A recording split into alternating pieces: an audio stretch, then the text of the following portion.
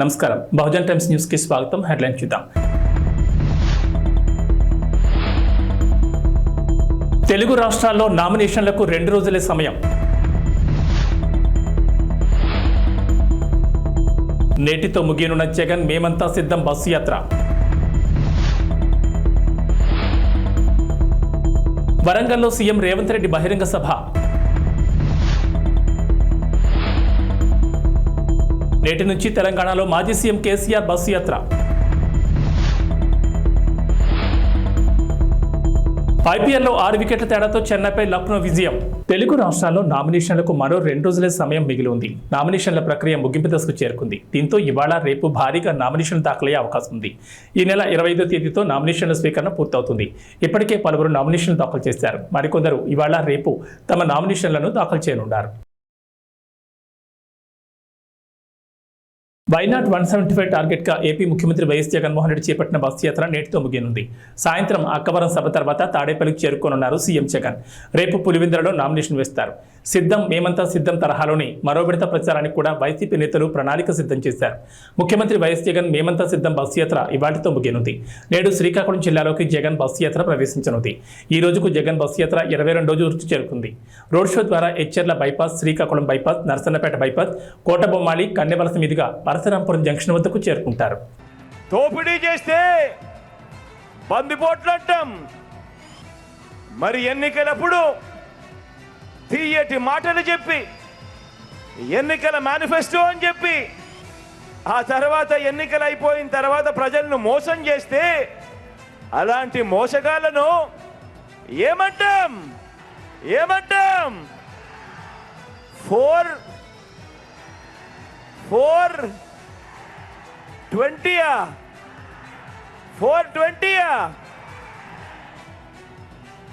బాగా చెప్పారు. అలాంటి వాళ్ళను 420 అనే అంటారు. చంద్రముఖి బృందం అని కూడా అంటాము.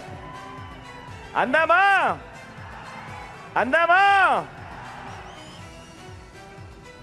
ఎన్నికల్లో ఈరోజు కురుక్షేత్రంలో తలబడతా ఉన్నాం.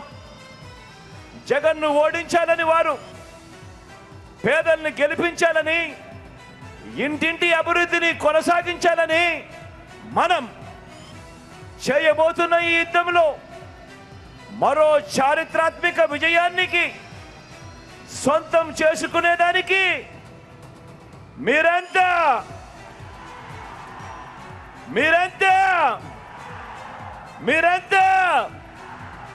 సిద్ధమేనా?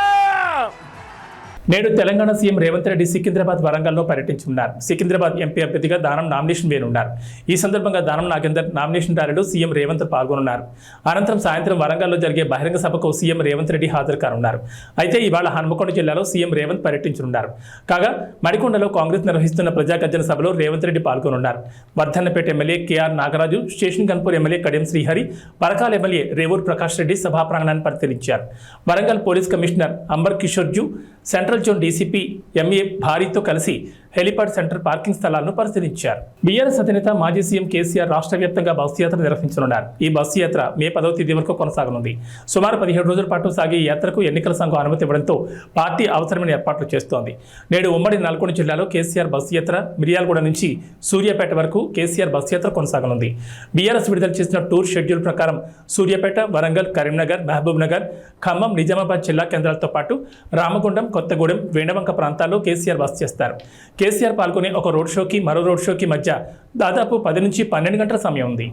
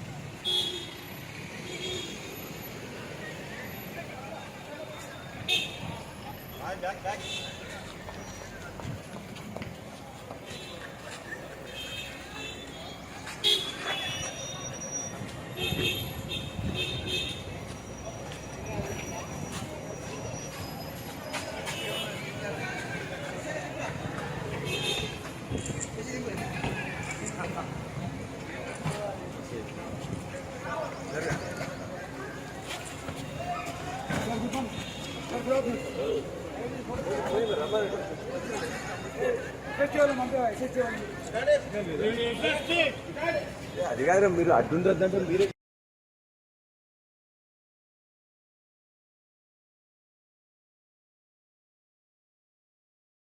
తెలంగాణలో ఇంటర్మీడియట్ పరీక్షల ఫలితాలు బుధవారం విడుదలయ్యాయి. ఏప్రిల్ 24న ఉదయం 11 గంటలకు ప్రథమ, ద్వితీయ, ఇంటర్ ఫలితాలు ఒకేసారి విడుదల చేశారు. ఈ ఫలితాలను నాంపల్లిలోని ఇంటర్ బోర్డు కార్యాలయంలో విద్యాశాఖ ముఖ్య కార్యదర్శి బుర్రా వెంకటేశం, బోర్డు కార్యదర్శి శృతి ఓజా విడుదల చేస్తారు. ఫిబ్రవరి 28 నుంచి మార్చి 19 వరకు జరిగిన ఇంటర్ పరీక్షలను రాష్ట్ర వ్యాప్తంగా 9,80,978 మంది విద్యార్థులు రాశారు.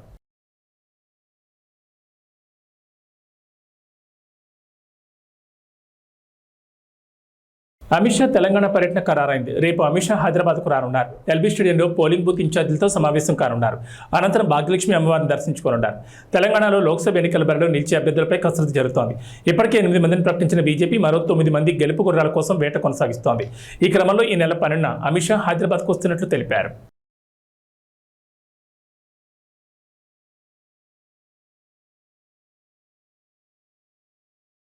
లోక్సభ ఎన్నికల్లో భాగంగా 3వ దశలో పోలింగ్ జరగనున్న 95 స్థానాల్లో 1,351 మంది పోటీ పడుతున్నట్లు కేంద్ర ఎన్నికల సంఘం ఓ ప్రకటనలో తెలిపింది.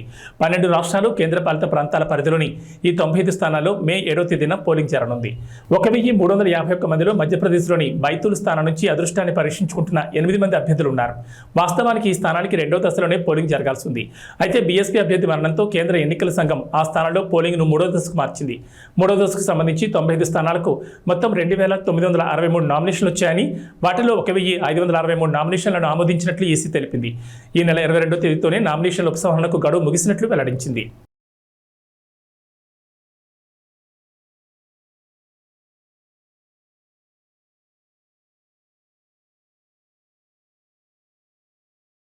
ఆయుధాల కొరతతో ఇబ్బంది పడుతున్నాం, సైనిక సాయం కావాలంటూ గత కొంతకాలంగా మొరపెట్టుకుంటున్న ఉక్రెయిన్కు మరో ఊరట కలిగించే వార్త. ఇప్పటికే $61 బిలియన్ ప్యాకేజీకి అమెరికా ప్రతినిధుల సభ పచ్చజెండా ఊపడంతో తెలిపిన పడ్డ ఉక్రెయిన్కు మంగళవారం బ్రిటన్ కూడా సైనిక ప్యాకేజీని ప్రకటించింది. 542 కోట్ల సాయాన్ని అందించనున్నట్లు బ్రిటన్ ప్రధాని రిషి సునాక్ తెలిపారు.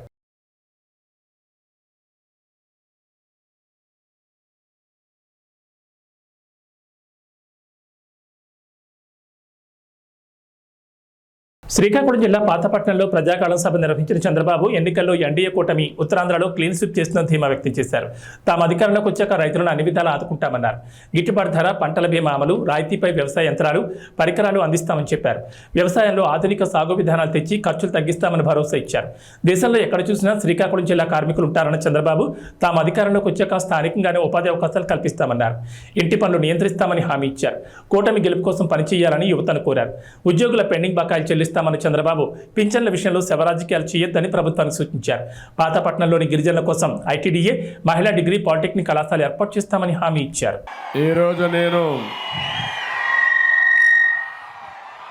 ప్రజాగళం కోసం పాతపట్నం వస్తే పాతపట్నం కొత్త చరిత్ర రాయడానికి సిద్ధంగా ఉంది. అవునా కాదా తమ్ముళ్ళు అని మిమ్మల్ని అడుగుతున్నా.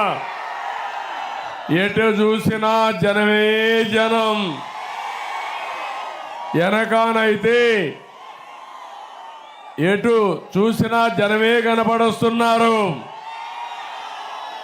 నేను చాలాసార్లు ఈ నియోజకవర్గానికి వచ్చాను, కానీ ఇంత ఉత్సాహం నా జీవితంలో ఎప్పుడూ చూడలేదు.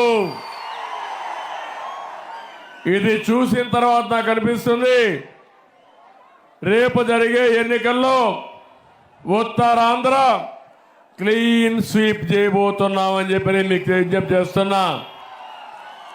ఇక్కడికి వచ్చినప్పుడు ఒక పక్క రామ్మోహన్ నాయుడు మీ అభిమాన నాయకుడు ఎంపీగా గెలిపించడానికి సిద్ధంగా ఉండమని, మూడోసారి ముచ్చటగా ఎంపీగా గెలిపించమని కోరుతున్నాను. ఒక ఫైర్ బ్రాండ్. ఒకసారి చూస్తే ఉత్తరాంధ్ర ముద్దు బిడ్డ ఎర్రమనాయుడు గారి కొడుకు, తండ్రికి తగ్గ తనయుడు అని చెప్పి మరొకసారి మీ అందరికి విజ్ఞప్తి చేస్తున్నా. ఇంకో పక్క ఒక యువకుడు గోవిందరావు గారు, సామాన్య వ్యక్తి. ఈరోజు ఇక్కడ ఎంపీగా ఎమ్మెల్యేగా ఇచ్చామంటే ఒక సాధారణమైన వ్యక్తికి ఎమ్మెల్యే ఇచ్చి గెలిపించే పార్టీ తెలుగుదేశం పార్టీ అని చెప్పి నేను మీకు తెలియజేస్తున్నా. 10 సీట్లలో గెలిపిస్తే మరోసారి ఢిల్లీని ఆటాడించే రోజు వస్తుందని బీఆర్ఎస్ కార్యనిర్వాహక అధ్యక్షుడు కేటీఆర్ వ్యాఖ్యానించారు. కేసీఆర్ నిజాయితీకి కాంగ్రెస్ మోసం, బీజేపీ ద్రోహానికి మధ్య ఎన్నికలు జరుగుతున్నాయని పేర్కొన్నారు. బీఆర్ఎస్ అభ్యర్థులు కాసాని జ్ఞానేశ్వర్, ఆర్ఎస్ ప్రవీణ్ కుమార్కు మద్దతుగా ప్రచారాలు నిర్వహించిన కేటీఆర్ కేంద్ర రాష్ట్ర ప్రభుత్వాలపై తీవ్ర విమర్శలు గుప్పించారు. సార్వత్రిక ఎన్నికల్లో సత్తా చాటి రాష్ట్రంలో పట్టు నిలుపుకునేందుకు భారత రాష్ట్ర సమితి కసరత్తు ముమ్మరం చేసింది. గులాబీ దళపతి కేసీఆర్ బస్సు యాత్రలు చేపట్టనుండగా లోక్సభ అభ్యర్థులకు మద్దతుగా కేటీఆర్ ప్రచార జోరు పెంచారు. గౌరవనీయులైన పెద్దలు, మాజీ మంత్రివర్యులు, మీ అందరికీ ఆప్తులు, గతంలో వర్ధన్నపేట శాసనసభ్యుడిగా ఇవాళ వర్ధన్నపేటకు ఈ ఎన్నికల్లో ఇన్ఛార్జ్గా వ్యవహరిస్తున్న గౌరవనీయులు మరి ఎర్రబెల్లి దయాకర్ రావు గారు, మరొక ఇన్ఛార్జ్ గారు గౌరవనీయులు పెద్దలు మాజీ చీఫ్ విప్, ఈరోజు హనుమకొండ జిల్లా పార్టీ అధ్యక్షులు గౌరవనీయులు అన్న దాస్యం వినయ్ భాస్కర్ గారు, పెద్దలు గౌరవనీయులు శాసన మండలిలో డిప్యూటీ చైర్మన్ గారు అన్న బండా ప్రకాష్ గారు, మాజీ ఉప ముఖ్యమంత్రి పెద్దలు గౌరవనీయులు మరి స్టేషన్ గన్పూర్ నియోజకవర్గ బాధ్యులు అన్న డాక్టర్ తాటికొండ రాజయ్య గారు, గౌరవనీయులు భూపాలపల్లి మాజీ శాసనసభ్యులు గండ్రా వెంకటరమణారెడ్డి గారు, మాజీ మంత్రివర్యులు గౌరవనీయులు శాసన మండలి సభ్యులు అన్న బసవరాజ్ సారయ్య గారు, మన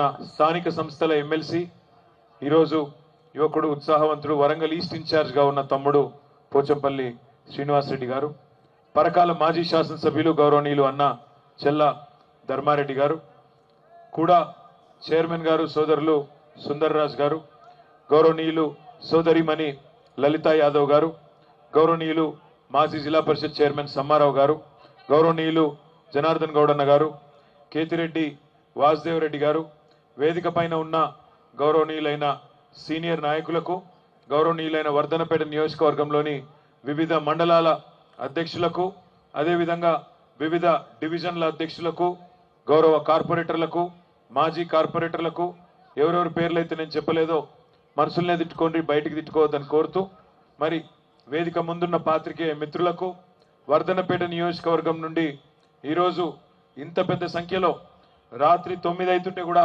కదలకుండా రేపు వర్ధన్నపేటలో కసి తీరా ఓటేస్తాం, తప్పకుండా ద్రోహులను కసి తీరా కాటేస్తామనే విధంగా 50,000 ఓట్ల మెజారిటీ ఇచ్చి మన అభ్యర్థి సుధీర్ కుమార్ గారిని గెలిపిస్తామని ఇక్కడ సమావేశంలో పాల్పంచుకుంటున్న మా అన్నదమ్ములకు, ఆడబిడ్డలకు పేరు పేరున అందరికీ హృదయపూర్వకంగా నమస్కారాలు.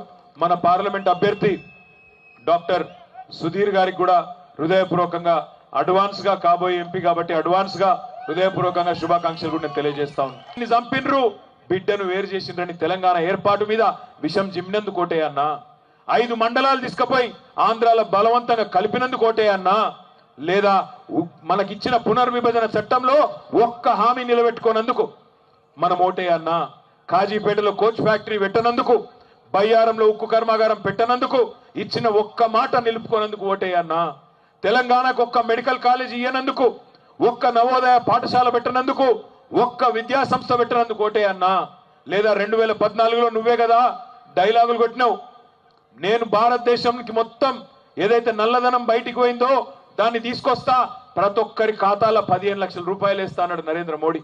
పడ్డాయా 15 లక్షలు? పడ్డాయా మోడీ 15 లక్షలు? పడలే, దేశంలో ఎవరికి రాలే, 15 లక్షలు రాలే. సంవత్సరానికి 2 కోట్ల ఉద్యోగాలు ఇస్తా అన్నాడు నరేంద్ర మోడీ, 10 ఏళ్లలో 20 కోట్ల ఉద్యోగాలు ఇవ్వాలి, ఇచ్చిండా? రైతుల ఆదాయం డబల్ చేస్తా అన్నాడు, 2022 సంవత్సరం కల్లా చేసిండా? ఇంటింటికి నల్ల పెడతా అన్నాడు, కేసీఆర్ పెట్టిండు తప్ప మోడీ పెట్టలేదు దేశంలో. అదే విధంగా ప్రతి మనిషికి ఇల్లు కట్టిస్తా అన్నాడు, బుల్లెట్ రైళ్లు అన్నాడు, 5 ట్రిలియన్ ఎకానమీ అన్నాడు. ఇవేమైనాయా మోడీ గారంటే ఇవేమి చెప్పాడు. ఇప్పుడు ఏమంటాడు? జై శ్రీరామ్, అదొక్కటే తెలుసు, జై శ్రీరామ్. మనం కట్టలేదా గుడి? యాదగిరి గుట్టలో మనం కట్టలేదా యాదాద్రి? మనం ఎప్పుడైనా దేవుని అడ్డం పెట్టుకుని రాజకీయం చేసినావా? జై శ్రీరామ్ అనాలే, అక్షింతలు పంపాలే, ఇంటికి ఓట్లు అడగాలి. శ్రీరాముతో మనకు పంచాయతీ లేదు. దేవుడు అందరివాడు. దేవుడు బీజేపీ వాళ్ళకు మాత్రమే దేవుడు కాదు, మనకు కూడా ఆయననే దేవుడు. దేవునితో మనకు పంచాయతీ లేదు. రాముడికి మొక్కుదాం, కానీ తెలంగాణకు నయా పైసా పనిచేయని బీజేపీని మాత్రం ఓట్లతోనే పండబెట్టి తొక్కుదామనే మాట ఈ సందర్భంగా నేను మీకు విజ్ఞప్తి చేస్తా ఉన్నా. ఒక్క బుడ్డ పైసా పనిచేయలే బీజేపీ ఈ దేశానికి కానీ మన రాష్ట్రానికి కానీ. అట్లాంటి వాళ్ళని ఎందుకు ఆదరించాలి? ఏం చేసిందని ఇవాళ వాళ్ళ కోట్లు వేయాలి, ఏం చేస్తారని చెప్పి రేపు ఓట్లు వేయాలనే మాట దయచేసి ఆలోచించమని నేను కోరుతా ఉన్నా. నేను ముగించే ముందు మీ అందరితో ప్రార్థించేది ఒకటే, ఈ పార్లమెంట్ ఎన్నిక సుధీర్ కుమార్ ఎన్నిక కాదు. ఈ పార్లమెంట్ ఎన్నిక మనందరి బతుకు తెరువుకు సంబంధించిన ఎన్నిక, తెలంగాణ భవిష్యత్తుకు సంబంధించిన ఎన్నిక. తెలంగాణకున్న ఒక్క గొంతు కేసీఆర్. ఆ కేసీఆర్ గారినే ఇలా ఖతం చేయాలని కాంగ్రెస్ బీజేపీ కుమ్మక్కై రాజకీయం చేస్తూ ఇవాళ మన పార్టీని సార్వత్రిక ఎన్నికల వేళ ముఖ్యమంత్రి రేవంత్ రెడ్డి పాలమూరు జిల్లాలో 5వ పర్యటించారు. మహబూబ్ నగర్ లోక్సభ స్థానం పరిధిలోని నారాయణపేట జిల్లా మద్దూరులో కాంగ్రెస్ కార్యకర్తల సమావేశానికి హాజరయ్యారు. లోక్సభ ఎన్నికల్లో కాంగ్రెస్ ను దెబ్బతీసేందుకు బీఆర్ఎస్ బీజేపీ కుట్రలు పన్నుతున్నాయని ఆయన ఆరోపించారు. 10 ఏళ్ల కేసీఆర్ హయాంలో తెలంగాణ నాశనమైందన్నారు. రుణమాఫీపై బీఆర్ఎస్ నేతల విమర్శలపై రేవంత్ ఎదురుదాడికి దిగారు. తర్వాత కొత్తపల్లి మండలంలోని తిమ్మారెడ్డిపల్లిలో బాబాజీ ఆలయానికి వెళ్లిన సీఎం ప్రత్యేక పూజలు నిర్వహించారు. అనంతరం నాగర్ కర్నూలు జిల్లా బిజినపల్లిలో కాంగ్రెస్ జనజాతర సభకు హాజరయ్యారు. డీకే అరుణ, ఆర్ఎస్ ప్రవీణ్ కుమార్లతో తనకు ఎలాంటి వివాదం లేదన్నారు. 70 ఏళ్ల తర్వాత పాలమూరు జిల్లాకు వచ్చిన అవకాశాన్ని ఉపయోగించుకుని అభివృద్ధి చేసుకుందామని, అందుకు 2 ఎంపీలను గెలిపించాలని రేవంత్ ప్రజలకు పిలుపునిచ్చారు. సీఎం జగన్పై 26 కేసులున్నాయి. 11 సిబిఐ కేసులు, 9 ఈడీ కేసులున్నాయి. నంద్యాల, విజయవాడ, మంగళగిరి, పొన్నూరు, సరూర్నగర్ పోలీస్ స్టేషన్లో 6 కేసులున్నాయి. జగన్ పెద్ద కూతురు హర్షిణి రెడ్డి పేరిట 4.43 కోట్ల విలువ చేసి 4.187 కిలోల బంగారం, చిన్న కూతురు వర్షితారెడ్డిల పేరిట 4.40 కోట్ల విలువ చేసి 3.450 కిలోల బంగారం ఉంది. జగన్ పెద్ద కూతురు పేరిట కర్ణాటకలో 2 వాణిజ్యేతర స్థలాలు, ఇడుపులపాయలో 4.5 ఎకరాలు, 5.50 ఎకరాలు, కె ఎల్లమ్మవారిపల్లిలో, పాలెంపల్లిలో 1.63 కోట్ల విలువ చేసే ఆస్తులున్నాయి. ఇక చిన్న కూతురుకు అదే ప్రాంతంలో అంతే సమానంగా ఆస్తులున్నాయి. పెద్ద కుమార్తెకు 25.89 కోట్లు, చిన్న కుమార్తెకు 25.57 కోట్లు విలువైన ఆస్తులున్నట్లు వెల్లడించారు. ఇక సీఎం జగన్ భార్య భారతి పేరిట 5.29 కోట్ల విలువ చేసి 6.47 కిలోల బంగారు, వజ్రాలున్నాయి. ఎర్రగుడిపల్లి, కచ్చివారిపల్లి, పులివెందల, రాయదుర్గం, తాడేపల్లిలో ఆస్తులున్నాయి. వీటి విలువ 56,92,19,104గా చూపించారు.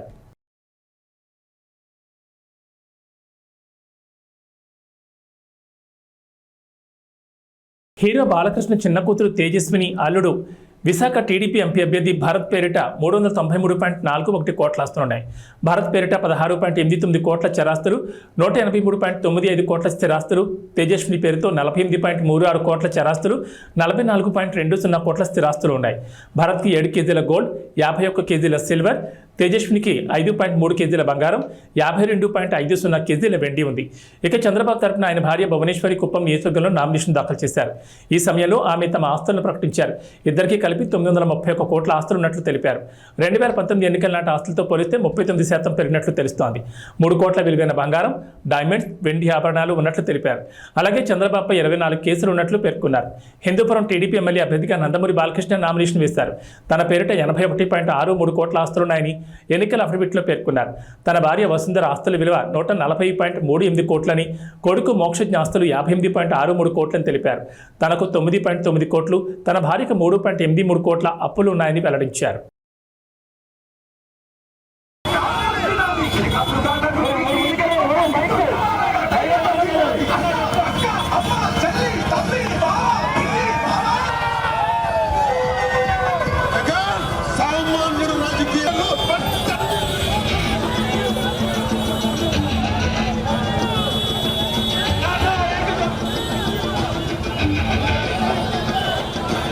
అధికార వైసీపీతో అంటకాగుతూ 5 ఏళ్లుగా ఆ పార్టీ అరాచకాలు కొమ్మకాస్తూ వచ్చిన 2 సీనియర్ ఐపీఎస్ అధికారులపై ఎన్నికల సంఘం ఎట్టకేలకు బదిలీ వేటు వేసింది.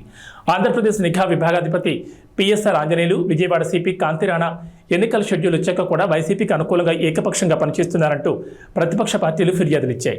వాటిపై సమగ్ర విచారణ జరిపిన ఎన్నికల సంఘం చివరికి వాళ్ళిద్దరిపై చర్యలు తీసుకుంది. తర్వాత స్థానాల్లో ఉన్న అధికారులకు బాధ్యతలు అప్పగించి తక్షణమే విధుల నుంచి రిలీవ్ కావాలని ఆదేశించింది. సార్వత్రిక ఎన్నికలు పూర్తయ్యే వరకు వారికి ఎన్నికల సంబంధిత విధులేవి అప్పగించొద్దని నిర్దేశించింది. వీరి స్థానాల్లో వేరే అధికారులను నియమించేందుకు వీలుగా ఒక్కో పోస్టుకు 3 ఐపీఎస్ అధికారుల పేర్లతో ఇవాళ మధ్యాహ్నం 3 గంటల్లోగా ప్యానెల్ సమర్పించాలని సిఎస్ జవహర్ రెడ్డిని ఆదేశించింది. నిఘా విభాగాధిపతి పోస్టు కోసం అదనపు డీజీ, అంతకంటే ఎక్కువ హోదా కలిగిన అధికారుల వివరాలనే పంపాలని పేర్కొంది.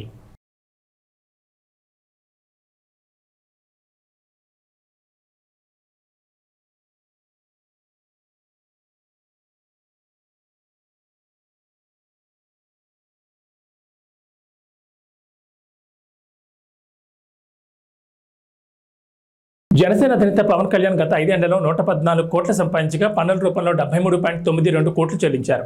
తనకు 64.26 కోట్ల అప్పులున్నాయని అఫిడవిట్లో ఆయన పేర్కొన్నారు. తూర్పుగోదావరి జిల్లాలోని పిఠాపురం అసెంబ్లీ స్థానానికి ఆయన మంగళవారం నామినేషన్ వేశారు. ఈ సందర్భంగా సమర్పించిన అఫిడవిట్లో తన ఆస్తులు, అప్పులు చెల్లించిన పన్నుల వివరాలను వెల్లడించారు. వివిధ బ్యాంకుల నుంచి 17,56,84,453, వ్యక్తుల నుంచి 46.70 కోట్లు రుణంగా తీసుకున్నారని, తన వదిన ప్రముఖ హీరో చిరంజీవి భార్య సురేఖ నుంచి 2 కోట్ల అప్పుగా తీసుకున్నారని పేర్కొన్నారు. Mythri movie makers, Haarika Hassine creations తో పాటు పలు నిర్మాణ సంస్థలు, నిర్మాతల నుంచి అప్పులు తీసుకున్న పార్టీ కార్యక్రమాలు, సేవా కార్యక్రమాలు 17.15 కోట్ల విరాళం అందించగా వివిధ సంస్థలకు 3.32 కోట్ల విరాళాలు ఇచ్చారు. AP, Telangana CM relief fund కు 50 లక్షలు చొప్పున, అయోధ్య రామ మందిర్ నిర్మాణానికి 30,11,117 రూపాయలు విరాళంగా అందజేశారని పవన్ వివరించారు. రాష్ట్ర ప్రయోజనాల కోసం తగ్గి త్యాగాలు చేసి తెలుగుదేశం పార్టీ ఇబ్బందులు ఉన్నప్పుడు నిలబడి ముందుకెళ్ళాం. అదేవిధంగా చాలామంది బలమైన నాయకులు వారు కొంత త్యాగాలు తప్పలేదు. ఆ భాగంలోనే మాకు మండపేట, రామచంద్రాపురం చాలా ఒక 30-40 నియోజకవర్గాలు మా అభ్యర్థులు పెద్దాపురం లాంటి నియోజకవర్గంలో కూడా నేను విత్డ్రా చేయడం జరిగింది. అందరినీ సర్దుకోమని చెప్పాను. దాంట్లో భాగంగానే చాలా బలమైన ప్రజానాయకులు, ప్రజల్లో బలమైన అవగాహన ఉన్న ప్రజా సమస్యల మీద అలాంటి వ్యక్తి వర్మ గారు నా కోసం ఆయన సీట్ని త్యాగం చేశారు. మనస్ఫూర్తిగా వారికి ఈ సందర్భంగా వారికి నా ప్రత్యేక కృతజ్ఞతలు, నమస్కారాలు. ఈ త్యాగం రాష్ట్ర ప్రయోజనాలకే కానీ వ్యక్తిగత ప్రయోజనాలు దాటి చేస్తున్నాం అది. సో మనస్ఫూర్తిగా వారికి కూడా భవిష్యత్తులో ఉన్నత స్థానాలని అధిరోహించాలని దానికి నా కృషి ఉంటుందని కూడా తెలియజేసుకుంటా ఉన్నాను. అలాగే జనసేన కాకినాడ పార్లమెంట్ పరిధిలో పిఠాపురం కూడా దాని తంగెళ్ళ ఉదయ్ శ్రీనివాస్ టీ టైం అధ్యక్షులుగా, మన టీ టైం వ్యవస్థాపకుడిగా పేరుంది. దాదాపు 25,000 మంది పైకి ఆయన ఉద్యోగాలు ఇచ్చారు. సో అలాగే దేశం నలుమూలలా ఆయన టీ టైం చూడొచ్చు. కాకినాడ పార్లమెంట్కి వెళ్తే ఖచ్చితంగా అది ఉపాధి అవకాశాలు కానీ, మనకు కావాల్సిన ఓఎన్జీసీ వల్ల జరుగుతున్న కాలుష్యాలు కానీ, ఇవన్నీ చట్టసభ మన పార్లమెంట్లో బలంగా మాట్లాడగలిగేగలం. ఒక్క తెలుగే కాదు, ఆంగ్ల భాషల్లోనూ, హిందీ, తమిళ్లో కూడా నిష్ణాతుడు. అలాంటి వ్యక్తి ఈరోజు నుంచి అభ్యర్థిగా పెడుతున్నా కాకినాడ పార్లమెంట్ నియోజకవర్గం నుంచి. ముఖ్యంగా బుర్రా కృష్ణరాజు గారు, భారతీయ జనతా పార్టీ నాయకులు, వారు మనస్ఫూర్తిగా అండగా ఉన్నారు. వారికి ప్రత్యేక కృతజ్ఞతలు తెలియజేసుకుంటాము. మేము ఎన్డీఏ కూటమి తెలుగుదేశం పార్టీ, జనసేన, భారతీయ జనతా పార్టీ అఖండ విజయం సాధించబోతుంది. దానికి తార్కాణ నిదర్శనమే ఈ నామినేషన్ వేసే ప్రక్రియ. అలాగే ఏ మీడియానైతే ఈ ప్రభుత్వం నలిపేసిందో ఆ మీడియాకి మేము అండగా ఉంటాం. మీ కష్టాల్లో మేము పాలు పంచుకుంటాం. మీ కష్టాలకి మేము చేయూతనిస్తాను మనస్ఫూర్తిగా తెలియజేసుకుంటూ సెలవు.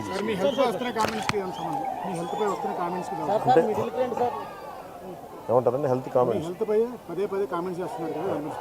చెప్పాను కదండి ఆల్రెడీ.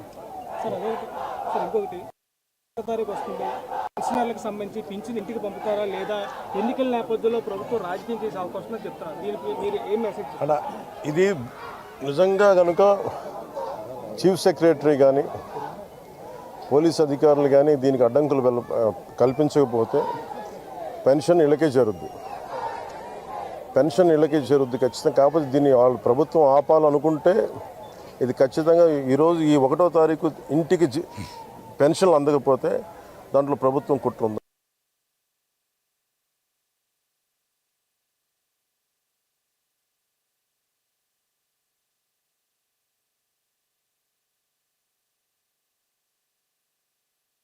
త్రికోణ పోటీ ఉంది ఈసారి.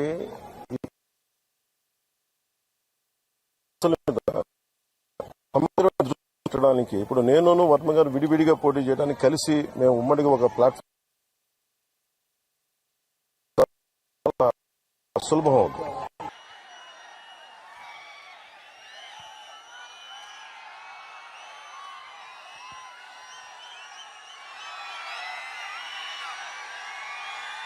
ఒక పౌర్ణమి రోజున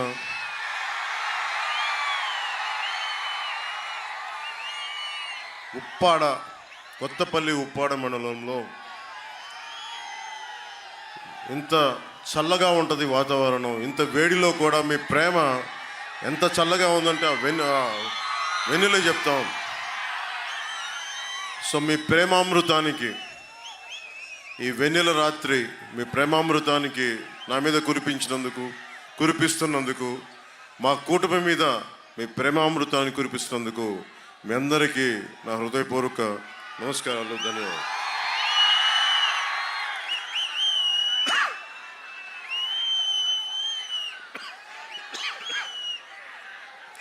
ఈ రోజున మంగళవారం పౌర్ణమి, చిత్తా నక్షత్రం, హనుమాన్ జయంతి, శ్రీపాద శ్రీవల్లభుడి నక్షత్రం ఈరోజు.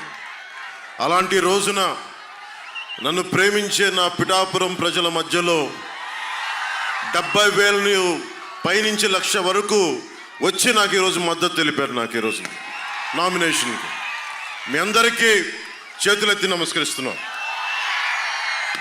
ఇలాంటి ఘనమైన నామినేషన్ వేయడానికి ఎమ్మెల్యే బలంగా ఉండి ఎమ్మెల్యేగా చేసి ప్రజలందరి మనల్ని భారీ లక్ష్య ఛేదనలో మార్కస్ స్టానిష్ రికార్డు స్థాయి శతకం బాదడంతో ఐపీఎల్ 2024లో లక్నో సూపర్ జైంట్స్ మరో సంచలన విజయాన్ని అందుకుంది. ప్రస్తుత ఎడిషన్లో చెన్నై సూపర్ కింగ్స్ జట్టును సొంత మైదానంలో ఓడించిన తొలి జట్టుగా అవతరించింది. చెన్నై నిర్దేశించిన 211 పరుగుల భారీ లక్ష్యాన్ని 19.3 ఓవర్లలోని 6 వికెట్ల తేడాతో ఘన విజయం సాధించింది. ఏబీ బులెటిన్ విశేషాలు. నమస్కారం.